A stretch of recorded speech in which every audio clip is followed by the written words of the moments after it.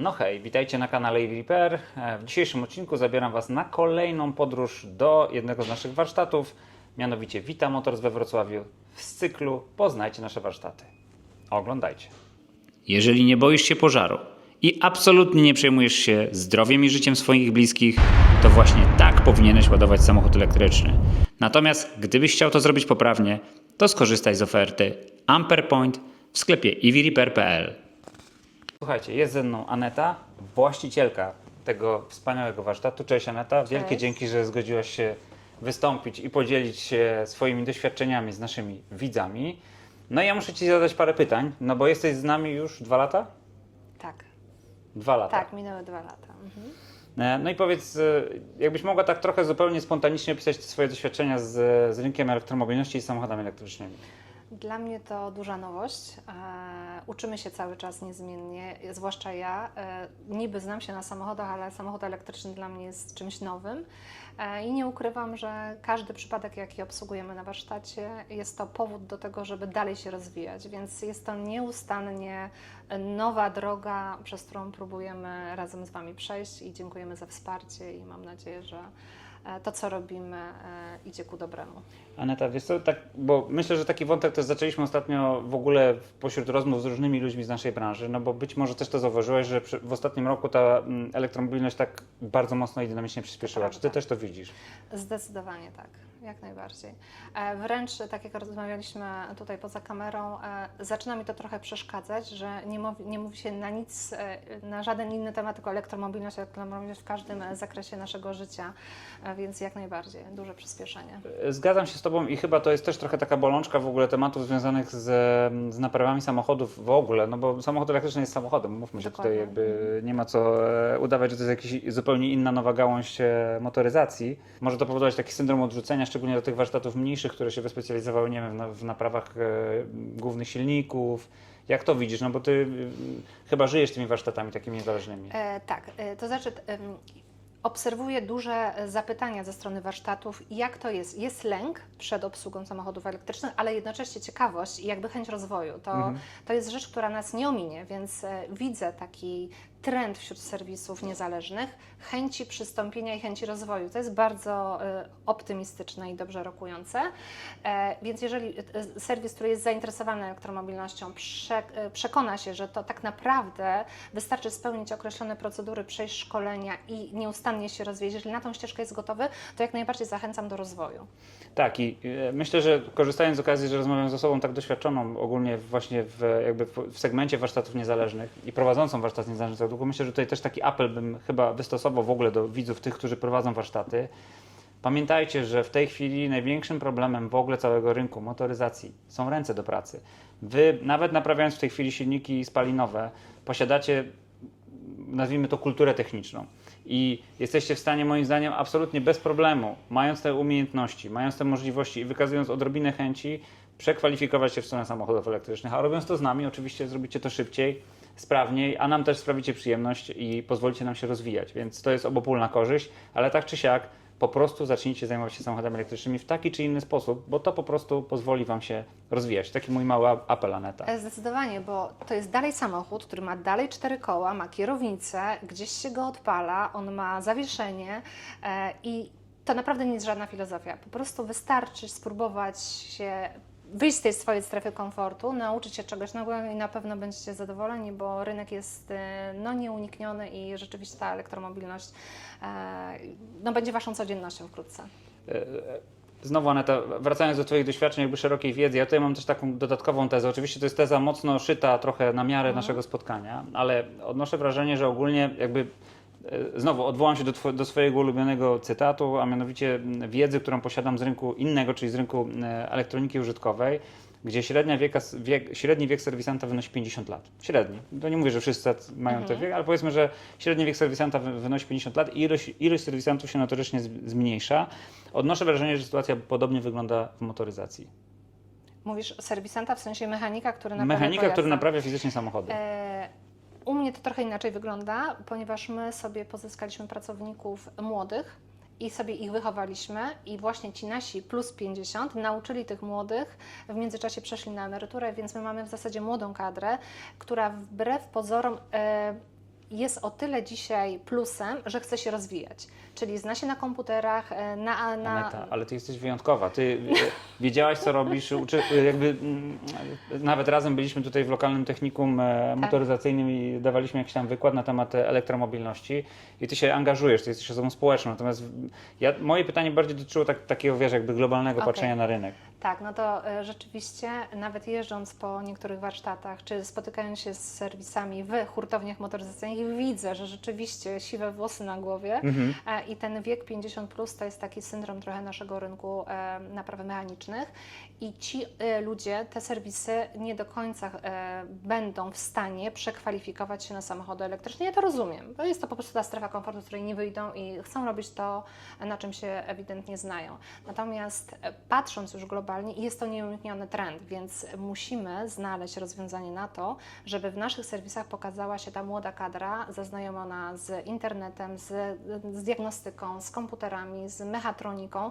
To po prostu jest do zrobienia na dziś. Moja teza i tak jak to odczuwam, wygląda tak, że motoryzacja ze względu na swoje obniżenie komplikacji od strony też serwisowej, no bo umówmy się, rozmawialiśmy o tym jeszcze kolorowo, naprawy baterii prawdopodobnie w przyszłości nie mają. Wygląda na to, że za najbliższe 10 lat baterie to będą gotowe moduły do wymiany. Prawdopodobnie nie będzie też się wewnętrznie naprawiało silników, będzie to też raczej tak zwany drive unit do wymiany. Więc ilość tych operacji, którą teraz wykonują mechanicy w postaci na przykład rozebrania silnika, naprawy głównej, wiesz, tam nie wiem, wymiany pierścieni, honowania, czy jakieś takie rzeczy, te czynności w ogóle nie będą wykonywane. Więc być może trochę elektromobilność jest odpowiedzią na trend rynkowy w kontekście rąk do pracy. Nie do końca myślę, że tak się stanie. Najprawdopodobniej, ja to tak widzę, że warsztat przyszłości będzie dalej oparty na naszych dłoniach i na dłoniach naszych mechaników, wsparty poprzez sztuczną inteligencję czy przez rozwiązania elektroniczne, ale nie sądzę, żebyśmy byli w stanie. Raczej mi chodziło o to, że ilość pracy się zmniejsza. Czyli nawet jeżeli ilość samochodów będzie podobna, to ilość czynności serwisowych będzie mniejsza i nie będzie potrzeba na przykład, nie wiem, w tej samej okolicy 50, tylko będzie wystarczyło 20 warsztatów. Ale ona będzie bardzo wysoko kwalifikowana, czyli będziemy musieli mieć bardzo mocno wykształconych mechaników po to, żeby sobie poradzili z wyzwaniami dzisiejszego rynku. Okej, to tutaj się zgodzę, że rzeczywiście to na pewno trzeba będzie mieć jakieś tam odpowiednie certyfikaty i też chyba trochę rynek dostępowy też w tą stronę zmierza, no bo jak popatrzysz, co się dzieje z oprogramowaniem producenckim, pojawiają się tematy związane z SERMI, z dostępem. Rzeczywiście ten poziom kwalifikacji, umiejętności i posiadanych certyfikatów i zaangażowanego kapitału jest większy, co moim zdaniem docelowo po prostu będzie powodowało, że będzie większa koncentracja. Czyli będzie mniejsza ilość warsztatów, które będą robiły więcej powtarzalnych czynności. Taka teza mi się zrodziła, jak do Ciebie jechałem, jak rozmyślałem o Twoim jakby zaangażowaniu w rynek, szeroki rynek warsztatów niezależnych. Myślę, że słusznie, bo już teraz obserwujemy ilość zamykanych serwisów po CIDG. Rzeczywiście jest to trend, który jest rosnący, więc zdecydowanie tak. Po prostu większość serwisów, które stoją w miejscu, nie rozwijają się, nie szukają nowych źródeł, to rzeczywiście nie są w stanie sprostać tym wymaganiom, które stawiają nam dzisiaj klienci i ich samochody. Ja myślę, że trochę żeśmy już jakby odbiegli od takiego głównego nurtu, porozmawialiśmy trochę o rynku, no bo Ty masz doświadczenie, jesteś zaangażowana w wiele różnego rodzaju inicjatyw związanych z warsztatami niezależnymi, jesteś w wielu sieciach, jesteś taką postacią charakterystyczną i rozpoznawalną w branży automotive, więc masz szerokie rozeznanie, także też przy okazji, żebyście to wiedzieli o tym, Aneta naprawdę jest taką osobą, która jest opiniotwórcza, jeżeli chodzi o to nasze środowisko. Ale musimy też porozmawiać o Waszym tutaj warsztacie, no bo myślę, że to jest też mocne, jakby bardzo mocno interesujące dla naszych widzów. Bo wiem, że teraz doszło do jakiejś mocniejszej konsolidacji, będziecie bardziej się koncentrować na tej konkretnej lokalizacji tutaj. Tak, po wielu latach jakby dochodzenia do tego pomysłu połączyliśmy nasze dwa serwisy, z czego jestem bardzo zadowolona, bo rzeczywiście moje rozproszenie na 2 biura, na 2 lokalizacje komplikowało mi codzienne życie. Starałam się to łączyć, ale wiesz jak to jest. Wiem, bo przerabialiśmy to samo. 2 rozumiem. biura to jest zawsze coś się wykrzaczy, więc ja jestem z tego powodu bardzo zadowolona. Nie do końca nam się jeszcze wszystko udało poskładać po kątach, bo to się wszystko stało na 31 maja, więc to jest całkiem świeża sprawa, ale już widzę plusy i naprawdę jestem bardzo zadowolona z tego połączenia, więc tak, 2 w jednym mamy teraz. Powiedz mi teraz, czy będzie miało to jakiś wpływ na polepszenie lub pogorszenie usług związanych z samochodami elektrycznymi? Moim zdaniem na połączenie, dlatego że tam, gdzie nie ma szefa, tam myszy harcują, a jestem bardzo mocno ingerująca w wiele rzeczy i dopilnowuję, podciągam zawsze trochę standard obsługi. Staram się, żeby moje aniołki, czyli moi mechanicy, moi chłopcy byli ciut wyżej niż zwykły serwisant w jakimś warsztacie, więc myślę, że tak. Myślę, że zdecydowanie będę starała się, żeby będąc tu już na miejscu przez cały czas podnosić jakość obsługi przede wszystkim i jakość biura obsługi klienta. Aneta, jeszcze takie pytanie, bo Ty jesteś bardzo mocno też, zresztą jesteś w takiej sieci First Stop, mocno jesteś zaangażowana w rynek opon, a opony, myślę, że to jest taki temat, który w samochodach elektrycznych nie dosyć, że nie umarł, to jeszcze moim zdaniem bardzo mocno dynamicznie się rozwija, no bo samochody elektryczne mają tendencję do dużo bardziej dynamicznego zużywania opon. Jakbyś nam coś tutaj zdradziła z tego rynku oponiarskiego, no bo ja jestem absolutnie nie w temacie. Samochody elektryczne teoretycznie nie wymagają opony dedykowanej do EV. Teoretycznie. Ale samochód elektryczny potrzebuje i wymaga określonego rodzaju opony, która ma określoną przyczepność, nośność i odporność na wysoki moment obrotowy samochodu. Czyli na ścieranie. Na ścieranie, po prostu mówiąc wprost. Więc wiele sieci, przepraszam, nie wiele sieci, wielu producentów ma, te opony generalnie można podzielić na opony dedykowane do samochodów elektrycznych, przystosowane i standardowe opony, czyli takie, które mamy w każdym z naszych zwykłych samochodów pozaelektrycznymi. Taką oponą dedykowaną jest na przykład Hankook, który ma Ion, tak? Zdecydowanie jest to opona dedykowana do samochodu elektrycznego. Jeżeli jeździsz Teslą, Mercedesem elektrycznym lub też BMW, też powinieneś założyć oponę dedykowaną do samochodu elektrycznego. Natomiast wielu producentów ma opony przystosowane, czyli Tak jak Nokian na przykład? Na przykład Nokian, na przykład Bridgestone, który robi oponę w technologii Enlighten, tak? Która z założenia ma na celu zaoszczędzenie energii, tak? Ma też specjalną mieszankę. Te opony mają też specjalne wygłuszenie, bo zauważmy, że samochód elektryczny jest samochodem cichym, więc teraz nie możemy przenosić hałasu z opony na to, żeby kierujący czuł dyskomfort podczas prowadzenia takiego samochodu. Więc można założyć zwykłą oponę, oczywiście. Można, tak. Ale to nie o to chodzi. Po to... Ale wiesz co, przepraszam, że Cię wejdę słowo, bo ja jakby znam też dosyć mocno charakterystykę tego, jak samochody elektryczne nie wybaczają, bo problem polega na tym, że w samochodzie elektrycznym w momencie poślizgu dysponujemy większą masą. Jeżeli siła bezwładności działa tak, że jak masz złą oponę, to leżysz w rowie. Dokładnie, ale nie doszliśmy do tego jeszcze. Dobrze, przepraszam, ale po prostu Nic się musiałem nie o tym powiedzieć. Nie, zdecydowanie. Dlaczego montujemy opony dedykowane lub też przystosowane do samochodów elektrycznych?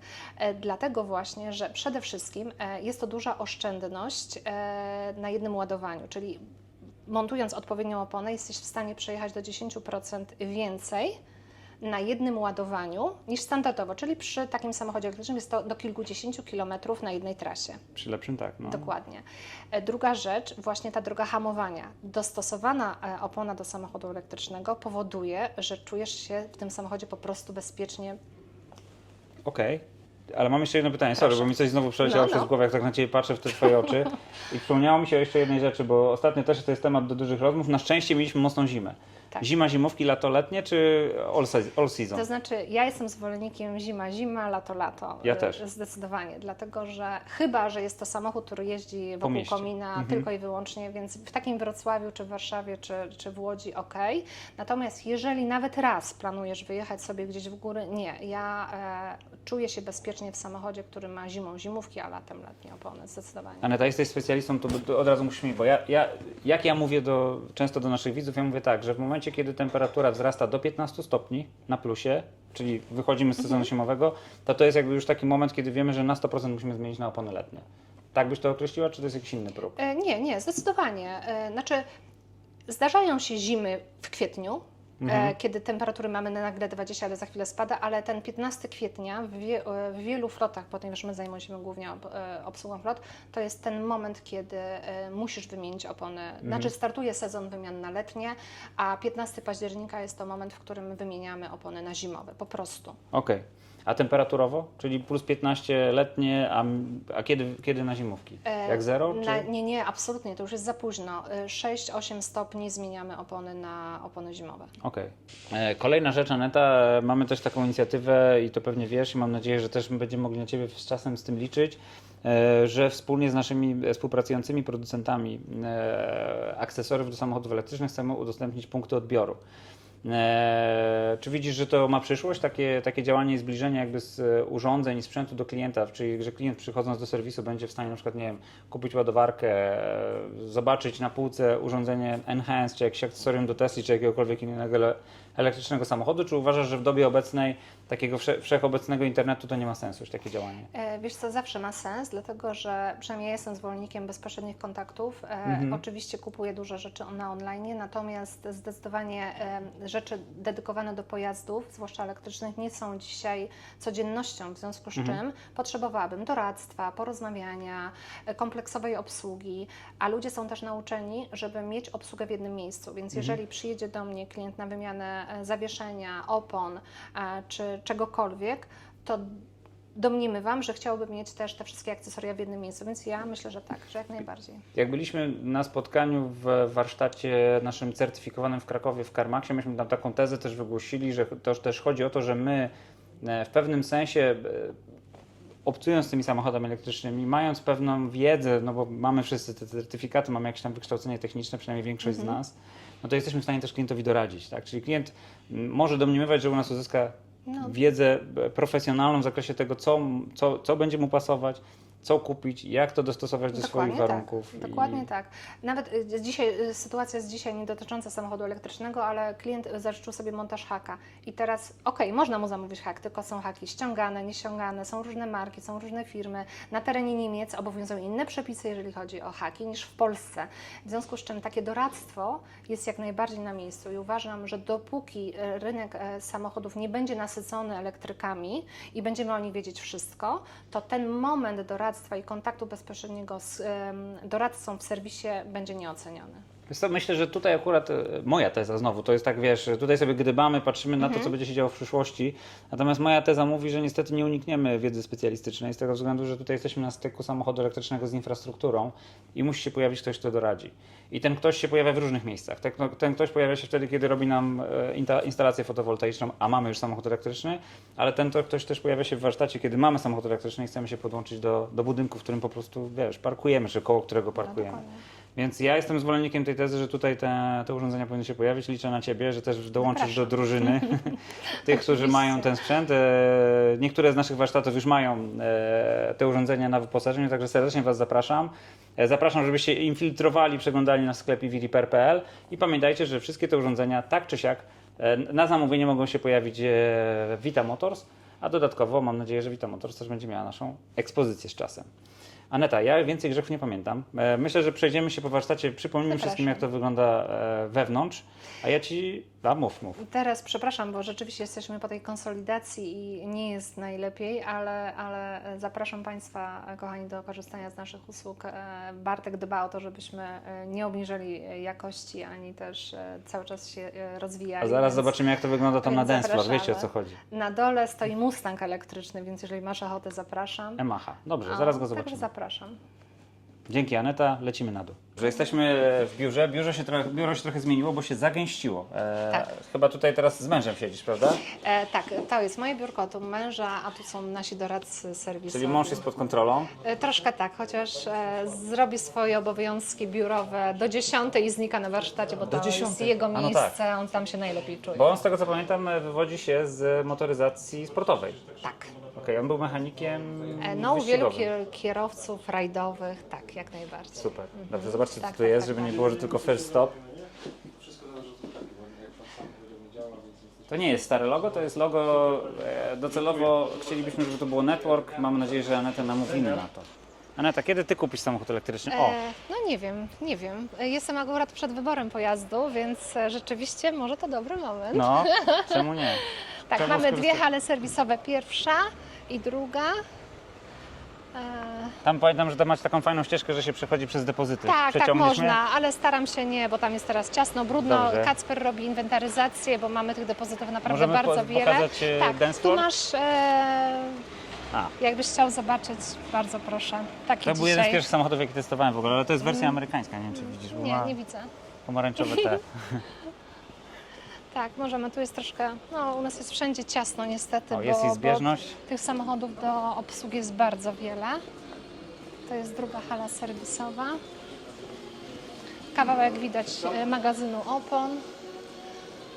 Zobaczcie, ile tego jest. Ile? Tego jest 1200 depozytów 1200 do depozytów. obsługi co sezon.